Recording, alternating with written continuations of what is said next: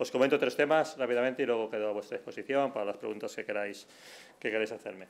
En primer lugar, el tema de cajas. Está llegando ya al final del trabajo en la comisión de cajas, 1 año y medio de trabajo, 82 comparecientes y no olvidemos 60.000 millones de todos los españoles enterrados en las cajas de ahorro. Por eso, una comisión importante en la que ya estamos en la fase de votar el dictamen y votar las conclusiones de cada uno de los grupos. Desde luego, nos estamos encontrando en la elaboración del dictamen otra vez con el pasteleo de los viejos partidos. Partido Socialista, Partido Popular e Izquierda Unida, que también estaba en el ajo de los consejos de administración, no quieren asumir, no quieren que aparezca una conclusión que a nosotros nos parece clara en el dictamen, que es que allí donde los políticos se han puesto a jugar a banqueros, han arruinado las entidades y eso les ha costado a los españoles 60.000 millones. Y esa conclusión, que para nosotros es clara y que creemos que es clara también a los ojos de la mayoría de los españoles, Partido Socialista, Partido Popular, como digo, Izquierda Unida, pues no lo comparten y no parece que para ellos sea eso importante. Para nosotros es claro que el espectáculo de Bankia, con el señor Rato, el espectáculo de Catalunya Caixa, con el señor Serra, son los más claros exponentes de esta situación que se produjo con el boom del ladrillo, en el que pues, estas entidades, las cajas de ahorro, pues participaron y fue la causa de su quiebra, ¿no?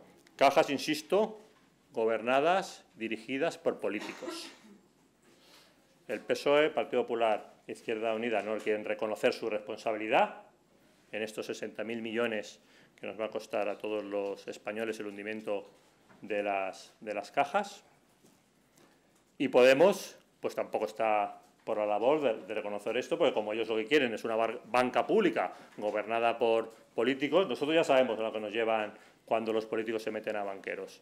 A crisis económica, a entidades llevadas a la ruina y a que los españoles nos tengamos que rascar el bolsillo para intentar salvar los intereses de la gente que tiene depositada el dinero en estas entidades. Por lo tanto, ante esta situación, ante un dictamen pasteleado por los viejos partidos, pues nosotros, lógicamente, nuestra postura va a ser emitir un voto particular donde pongamos de manifiesto esta posición crítica ante los políticos que juegan a banqueros, esta posición crítica ante lo que ha pasado en Catalunya Caixa, en Bankia y en las demás entidades donde los políticos tenían una influencia determinante, ¿no?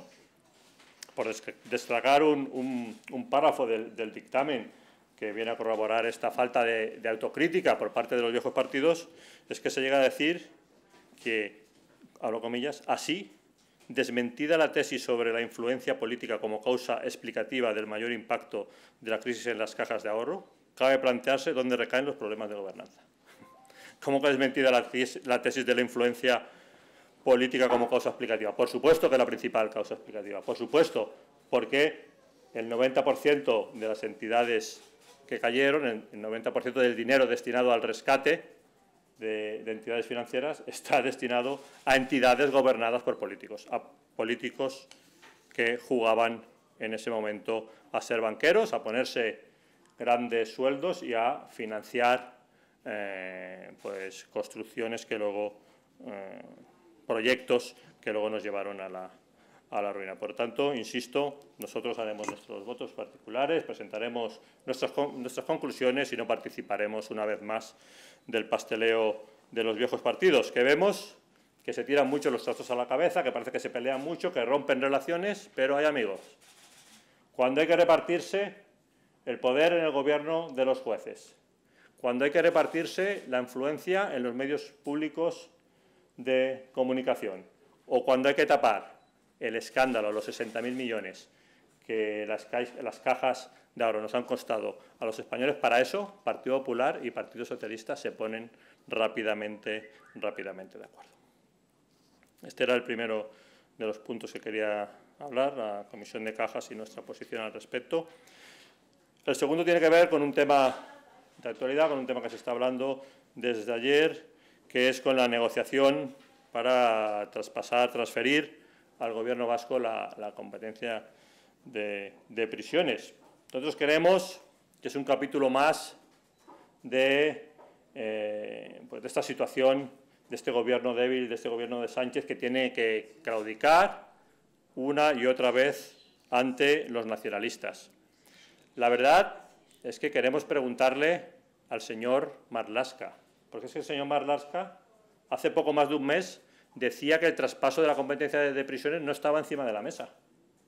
Y parece ser que una llamada del señor Urkullu al señor Sánchez, el señor Urkullu llamó a capítulo al señor Sánchez y el señor Sánchez una vez más bajó la cabeza, se humilló ante los nacionalistas vascos y ha obligado al señor Marlaska a negociar esta transferencia. Por tanto, vamos a pedir explicaciones, hemos pedido la comparecencia y esta situación de gobierno débil, de gobierno humillado ante los nacionalistas, España no la puede aguantar, no la merece aguantar ni un día más, ni una semana más y por lo tanto pedimos a Sánchez, una vez más, que convoque elecciones, que no alargue esta agonía, que no alargue esta legislatura agónica, que no siga arrastrándose. Bueno, no nos importa que Sánchez se arrastre ante los nacionalistas, pero lo que sí nos importa es que Sánchez arrastre a España ante aquellos que quieren romperla. Por lo tanto, que convoque elecciones y que no nos obligue a los españoles a soportar más esta situación. Y por último, el último tema que os quería comentar, bueno, es el tema de aforamientos. El señor Sánchez ya anunció hace tiempo, creo que hace un mes, la reforma de los aforamientos, ahora la vuelve a anunciar. El señor Sánchez va haciendo anuncios sobre los mismos temas, al final sin encararlos. Bueno, pues seguiremos atentos a ver si el señor Sánchez ahora sí que presenta algo o si el señor Sánchez ha vuelto a mentir a los españoles diciendo que va a afrontar un tema que luego no se atreve a afrontar. Desde luego, el tema de eliminar los aforamientos es un tema que está en el ADN de Ciudadanos, es un tema que está en todos nuestros programas electorales, que en todos nuestros acuerdos de gobierno, tanto a nivel nacional, con el propio Partido Socialista, luego con el señor Rajoy, como en los acuerdos autonómicos, acuerdos de investidura y de gobierno nacionales autonómicos, ha estado incluido el tema de los aforamientos. Y nosotros vamos a ver si el señor Sánchez, primero, se atreve a hacer una propuesta, porque hasta ahora solo hace anuncios y no hace propuestas, como en tantos otros temas. Y segundo, si esa propuesta no es una propuesta que conlleve el blindar a los corruptos. Porque el primer anuncio que hizo Sánchez en su día era que esa propuesta iba a ser solo en actuaciones que estuvieran fuera del cargo político, que tuvieran que ver con actuaciones que estuvieran fuera de la propia actuación en la vida pública, en la vida política. Pero claro, es que la corrupción política va ligada a la actuación del político en sus funciones, en su cargo. Y por lo tanto, si el señor Sánchez va a insistir en eliminar los aforamientos solamente de una forma parcial, de una forma pequeña, de una forma ridícula, blindando a los aforados que estén investigados por corrupción política, pues va a tener enfrente a Ciudadanos. Si el señor Sánchez asume las tesis de Ciudadanos para efectivamente eliminar los aforamientos políticos a todos los políticos y también, por supuesto, y en primer lugar a los políticos corruptos, pues bueno, estaremos dispuestos a estudiar su propuesta. Pero insisto, primero a ver si hay una propuesta, porque Sánchez nos tiene acostumbrados a mentir y a decir que va a sacar cosas que luego no saca adelante. Y segundo, vamos a ver si la propuesta es una propuesta real de eliminar los aforamientos, sobre todo para los políticos incursos en casos de corrupción, o si es otra propuesta de tomadura de pelo Made in Sánchez. Por mi parte nada más. Si tenéis alguna pregunta. Sí, a mí me gustaría preguntarle qué le ha parecido el encuentro del presidente chino con Sánchez, teniendo en cuenta que pues preside un régimen dictatorial. También una valoración sobre las palabras de Borrell, cuando afirmó que lo único que hicieron fue matar a 4 indios. Y, por último, Casado ha propuesto recentralizar la educación. ¿Qué le parece esta iniciativa? Gracias. Vamos a ver, 2 preguntas. En primer lugar, sobre la visita del mandatario de China a España. Creemos que es normal que se produzcan esas reuniones, pero que también creemos que cuando uno se reúne, cuando un presidente de un país democrático se reúne con el presidente de un país en el que hay denuncias y no se respetan los derechos humanos, pues que eso también tiene que estar encima de la mesa. Creo que es normal que se hable de relaciones comerciales con China, pero también creo que es normal y que sería una obligación del presidente de un país democrático poner encima de la mesa los problemas con los derechos humanos y pedir que se cambie en ese aspecto. Y, por lo tanto, lo mismo que decimos cuando se reúne con otros regímenes donde no se respetan los derechos humanos, que es un tema que tiene que estar, que no se puede esconder ese tema de la agenda para hacer más cómoda la visita, que tiene que estar en la agenda y tiene que estar encima de la mesa.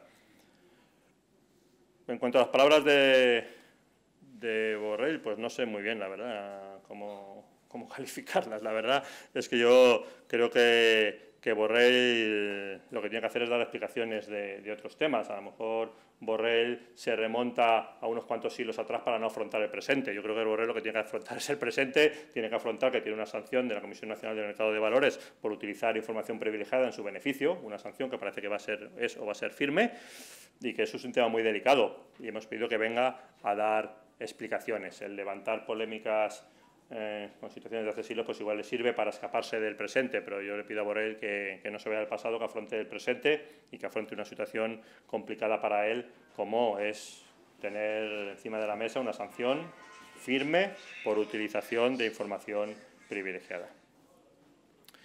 Y en cuanto al señor Casado, pues, ¿qué le voy a decir? El señor Casado es especialista también en decir que va a hacer cosas que su partido no ha hecho ni cuando tenía mayoría absoluta ni cuando tenía mayorías simples. El señor Casado, que era miembro de la Ejecutiva del Partido Popular cuando gobernaba, cuando estaba en el Gobierno nunca le oí decir eso. Parece que cuando están en la oposición dicen una cosa y cuando están en el Gobierno hacen lo contrario. Y digo que hacen lo contrario porque el PP en el Gobierno no es que no pidiera recentralizar las competencias de educación, es que hacía dejación de funciones, es que no puso en funcionamiento la alta inspección educativa para controlar lo que se estaba haciendo en las comunidades autónomas, para controlar lo que se estaba explicando a nuestros hijos en las comunidades autónomas. No puso en funcionamiento la alta inspección educativa para controlar qué se estaba poniendo en los libros de textos, qué se enseñaba en los libros de texto en las distintas comunidades autónomas. Por lo tanto, el miembro de la Ejecutiva de un partido que ha hecho esa dejación de funciones respecto a las competencias que ya tiene el Gobierno español, creo que ya tiene poca credibilidad para hacer cualquier propuesta en ese sentido. Nosotros sí que tenemos propuestas, las hemos presentado aquí en el Congreso de los Diputados. Creemos que la alta inspección educativa es una herramienta que debe utilizar cualquier gobierno para saber lo que se está explicando a nuestros hijos y para coordinar, porque es que parece que las competencias de educación sean en exclusiva o estén transferidas en exclusiva de a las comunidades autónomas, y no, son competencias compartidas entre comunidades autónomas y el Gobierno de España. Lo que pasa es que los distintos gobiernos de España, tanto del PP como del PSOE, han hecho dejación de sus funciones en este ámbito. Y nosotros lo que decimos es que lo que hay que hacer es ejercer las competencias que tienen los gobiernos de España, actuar, y de hecho, en ese sentido, como os decía, hemos hecho propuestas de forma reiterada durante esta legislatura en el Congreso de los Diputados. Finalmente parece que va a venir el Rey Emérito a la celebración del próximo 6 de diciembre, al aniversario de la Constitución. Parece que Podemos presiona para vetar su presencia. ¿Ciudadanos cree que debe estar aquí, que sí o sí tiene que estar aquí, o como el año pasado?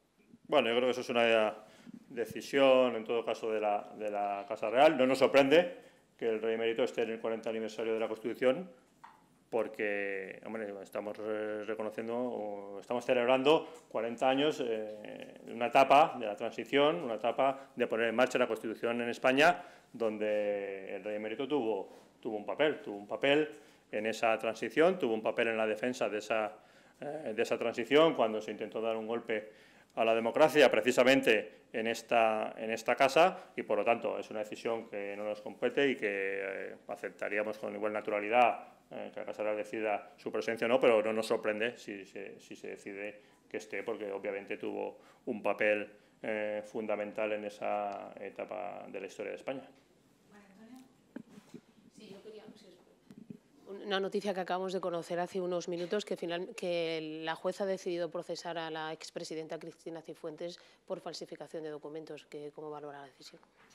Pues, como hacemos siempre, respetando las decisiones judiciales, creemos que actuamos bien en su momento pidiendo explicaciones, creemos que actuamos bien en su momento cuando la situación de la señora Cifuentes se veía ya que era insostenible y ahora pues la jueza pues toma las decisiones que haya que tomar y nosotros ahí las respetamos las que nos gustan y las que no nos gustan, y en este caso pues respetamos la decisión de la jueza de imputar a la señora Cifuentes por el escándalo en las universidades, y creemos que se justifica más que nunca nuestra propuesta, que parece que está saliendo adelante con ciertas dificultades, de poner en marcha una comisión de investigación en el Parlamento Autonómico de Madrid para investigar toda esta presunta trama de favor a políticos que se ha producido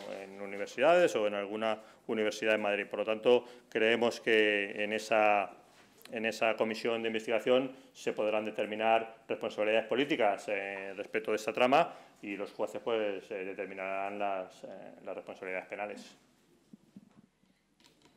Quería preguntarle qué le parece la actuación del Gobierno en el caso del pesquero Nuestra Señora de Loreto, que está en plena mar todavía con inmigrantes a bordo. ¿Cree que el Gobierno está actuando ahora mismo con la misma celeridad y la misma actuación que en casos anteriores?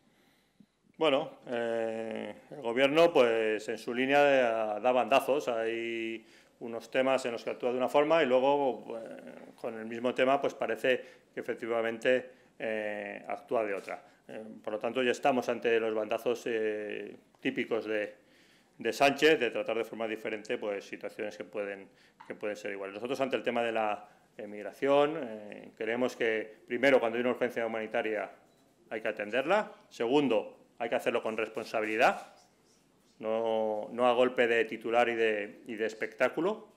Creemos que eso, además de no ser honesto, es peligroso porque efectivamente provoca un efecto llamada que seguramente por una actuación irresponsable del Gobierno antes del verano pues hemos estado sufriendo en España, ¿no? con la llegada masiva de migrantes durante este verano de una forma más acusada. Por lo tanto, atender las necesidades cuando hay un problema humanitario y hacerlo con responsabilidad, sin aspavientos, no buscando titulares, sino buscando solucionar problemas humanitarios, y luego siempre en coordinación con los socios de la Unión Europea. No valen soluciones individuales, soluciones unilaterales. Tenemos que dar una respuesta europea al problema de la inmigración ilegal. Sí, le quería preguntar con respecto al tema de las prisiones y la transferencia a Euskadi. Usted se manifestaba en contra, pero era una competencia que está recogida en el Estatuto de Guernica, y hace poco, de hecho, la semana pasada, el presidente del Tribunal Superior del País Vasco había defendido eso porque lo calificaba legal y creía que digamos, se ajustaba a derecho. Propone que no se haga y eso sería ir en contra de la ley. ¿Cómo se resolvería eso cuando ya lo recoge? No, la transferencia o no es una decisión política que tiene que llevar eso. Primero una decisión política de afrontarlo, luego unas negociaciones y luego que haya un acuerdo. Si no, no hay una obligación de que se produzca la transferencia. La verdad es que me lo pregunta a mí, pero se lo podía preguntar al ministro Marlaska, porque hace un mes y medio decía que esa transferencia no estaba encima de la mesa, que no se iba a hablar de eso, que no era un tema que fuera parte de la negociación, y ante una llamada de Urkullu al presidente Sánchez, supongo que otra llamada del presidente Sánchez al señor Marlaska, pues el señor Marlaska ha tenido que ceder, doblar el brazo y acceder a esa negociación. Nosotros creemos que las negociaciones de competencia se tienen que basar en dónde es más eficiente que esté la competencia. Y en este caso, pues, yo creo que a nadie se le escapa que no ese es el criterio, que hay el criterio de una necesidad política del Partido Socialista Obrero Español, del sanchismo, de contar con los nacionalismos para aguantar unas semanas más en la Moncloa. Y creemos que las decisiones importantes, como es el traspaso de esta competencia, no se pueden hacer a golpe de necesidad de Sánchez para aguantar en la Moncloa, sino que tendría que ser con un debate pues mucho más sosegado. Si nosotros insistimos, creemos que no es el momento de afrontar ese ese debate. Creemos que hasta ahora, si no se ha afrontado y no se ha producido ese traspaso, es por algo, y creemos que no han cambiado las circunstancias. La única circunstancia que ha cambiado es que ahora el señor Sánchez necesita al PNV, y parece que eso es lo que ha hecho cambiar de criterio al señor Marlaska. Pues bien, nosotros no estamos a favor de que esas negociaciones se hagan a golpe de chantaje por parte de los nacionalistas ante un gobierno débil, ante un gobierno entregado a los nacionalistas. Sí, ¿qué tal? Buenas tardes. Aunque ya he contestado parcialmente, pero creo que conviene refrescar un poco la postura de Ciudadanos a cuenta de la posible recentralización de la educación que planteaba Pablo Casado. Ustedes, bueno, que lo explique usted, pero creen que no es necesario porque habría que reforzar la alta inspección. Y luego una segunda pregunta, porque el Tribunal Constitucional ha admitido a trámite por unanimidad la impugnación que hace el Gobierno de la reprobación del Rey en el Parlamento, que lo valore y si cree que se podría hacer extensiva también a la comisión de investigación que ha impulsado ese mismo Parlamento Autonómico sobre la figura del monarca. Gracias. Vale, sobre la recentralización de competencias, un poco más que añadir, insisto. Lo primero que tienen que hacer los gobiernos de España es lo que no han hecho ni PSOE ni PP durante 40 años, que es ejercer las competencias que tienen.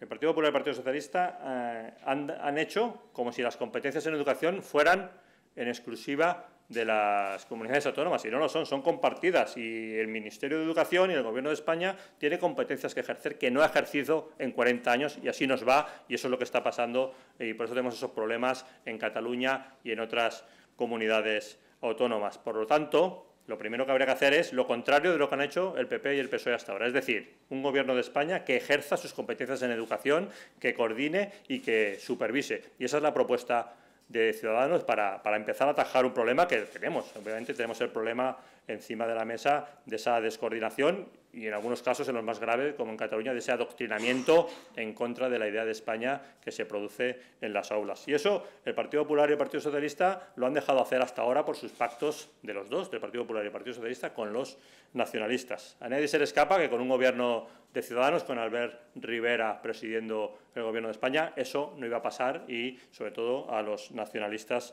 se les iba a acabar el chollo, porque el Gobierno de España iba a ejercer las competencias que tiene. Por otro lado, el señor Casado también que se ponga de acuerdo con el señor Herrera, presidente de Castilla y León, que parece que tienen allí un problemilla. Respecto a la segunda de las preguntas sobre las resoluciones del Tribunal Constitucional, bueno, lo han metido a trámite, vamos a ver cómo resuelve. Nosotros creemos que efectivamente hay que estar encima de las resoluciones que se adoptan en el Parlamento de Cataluña, porque se están adoptando resoluciones que son manifiestamente ilegales y se está utilizando el Parlamento de Cataluña para eso, para saltarse la ley. Yo comprendo que el Gobierno de Sánchez sí, de vez en cuando recurre algo ante el Tribunal Constitucional o no, depende de la situación, pero lo que se echa a faltar al Gobierno de España es una oposición política clara que denuncie esta situación que se está produciendo en Cataluña. Y el Gobierno de España no lo hace, el Gobierno de España le quita importancia porque los que están haciendo, los que se están saltando la ley en Cataluña son sus socios en Madrid. Necesita del PDeCAT, necesita de Esquerra Republicana para mantenerse en la Moncloa, para aguantar atrincherado allí unos días más. Y por eso vemos como el propio presidente del Gobierno o distintos ministros quitan importancia a lo que sucede en Cataluña. Lo que está sucediendo en Cataluña ha sido muy grave y sigue siendo muy grave, y echamos de menos un Gobierno de España que sea capaz realmente, de una forma firme, con firmeza, de frenar y de parar los pies a los que intentan romper España. Somos unos convencidos de que esto no se va a solucionar hasta que Sánchez dé por acabada esta legislatura agónica y convoque elecciones y deje hablar a los españoles.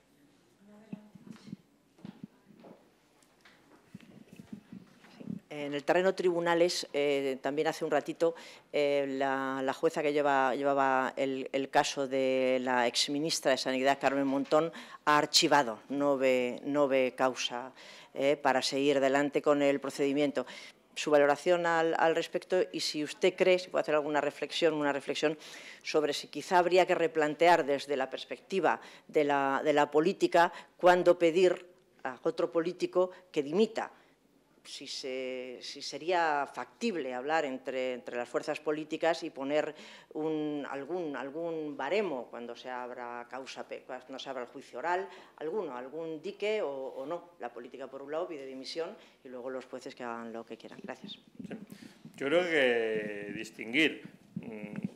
Obviamente, los jueces pueden archivar o pueden condenar. Lo que decimos nosotros es que los políticos, que tenemos un plus de responsabilidad, a partir de que se ve en entredicho la limpieza de un político, debe de apartarse para no manchar a las instituciones donde está. Y luego, si un juez archiva, pues vuelves a la actividad política. ¿Cuándo es ese momento? Nosotros creemos que es el momento de la imputación.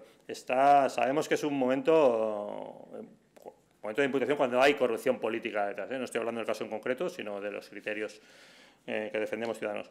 Sabemos que es un criterio o es un momento muy inicial en el proceso, pero también creemos que es que en España se ha robado mucho con mucha impunidad y se ha perdido la confianza de los ciudadanos y, por lo tanto, creemos que los políticos debemos sobreactuar seguramente en ese sentido y apartarnos, efectivamente, a las primeras de cambio, en el momento de la imputación. Ahora bien, estamos abiertos y en todos nuestros acuerdos lo hemos dicho a que se haga un gran acuerdo político de los distintos partidos para que se pueda consensuar eso y consigamos dos cosas.